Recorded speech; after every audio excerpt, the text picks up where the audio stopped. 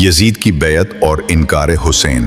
جب امیر معاویہ کا انتقال ہوا تو اس کے بیٹے یزید کو خلافت پر بٹھا دیا گیا۔ یزید کا کردار اسلام کی روح سے بالکل مختلف تھا۔ وہ فاسق، فاجر، شرابی اور ظلم و جبر کا نمائندہ تھا۔ وہ چاہتا تھا کہ مدینہ کے اہم ترین افراد اس کی خلافت کی بیعت کریں، خصوصاً رسول اللہ صلی اللہ علیہ وسلم کے نواسے حضرت امام حسین۔ یزید نے مدینہ کے گورنر ولید بن عتبہ کو حکم دیا کہ حسین سے بیعت لی جائے ورنہ سر قلم کر دیا جائے۔ ولید نے امام کو رات کے وقت بلایا تاکہ خاموشی سے بیعت کا معاملہ طے ہو جائے، مگر حسین نے فرمایا، یزید جیسے شخص کی بیعت مجھ جیسا شخص نہیں کر سکتا۔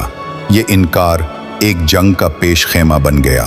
مدینہ کی فضا اب حسین کے لیے خطرناک ہو چکی تھی، اس لیے وہ اپنے اہل خانہ کے ساتھ مکہ مکرمہ تشریف لے گئے۔ حج کے موسم میں ہزاروں لوگ وہاں تھے۔ کوفہ والوں نے امام کو خطوط لکھے، ہم یزید کو نہیں مانتے، آپ ہمارے امام ہیں، جلدی آئیے، ہم آپ کے ساتھ بیعت کریں گے۔ یہ خط سینکڑوں کی تعداد میں تھے۔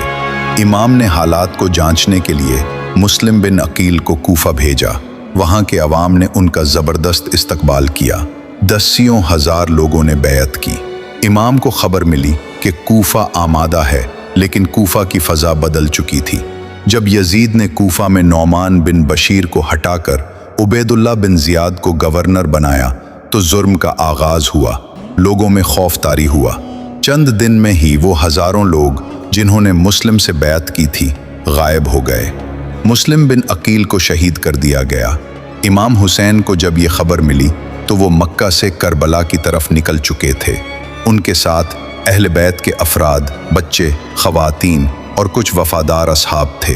ان کا قافلہ منزل بمنزل کربلا کے میدان تک پہنچا۔ 2 محرم 61 ہجری کو امام حسین کا قافلہ کربلا پہنچا۔ یزیدی لشکر نے اس قافلے کو روک لیا۔ حر بن یزید ریاحی پہلا سپہ سالار تھا جو امام کو روکنے آیا۔ اس نے حکم دیا کہ آپ کو اب یہی رکنا ہوگا۔ امام نے اس بے آب و گیا سرزمین پر خیمہ لگایا جسے کرب و بلا کہا جاتا ہے۔ یہاں نہ درخت تھے، نہ سایہ، نہ پانی۔ چند ہی دنوں میں یزید کا لشکر بڑھتا چلا گیا، یہاں تک کہ تعداد ہزاروں میں جا پہنچی۔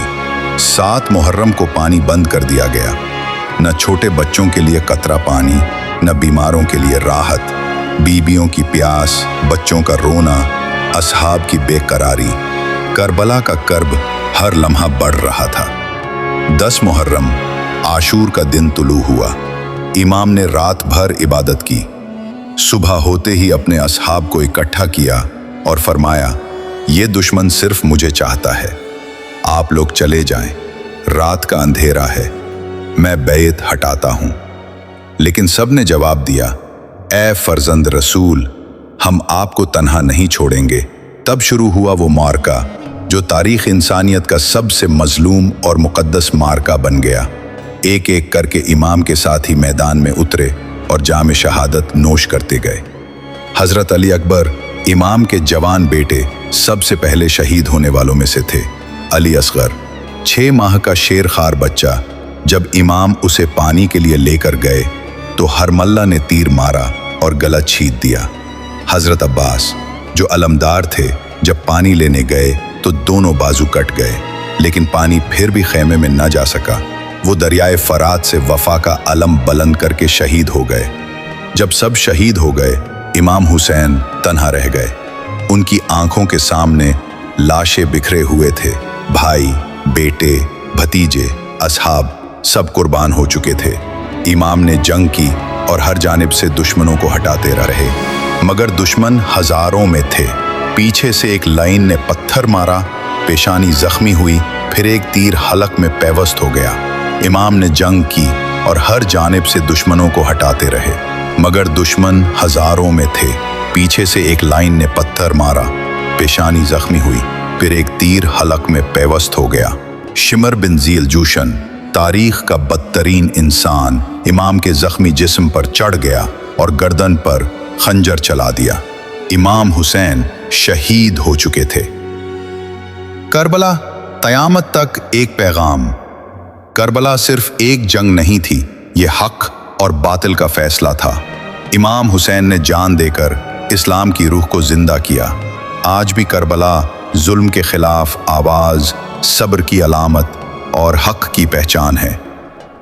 क्या आप यजीद के निज़ाम को पहचानते हैं? आज भी अगर जुल्म के आगे सर झुका रहे हैं तो हमने हुसैन से कुछ नहीं सीखा।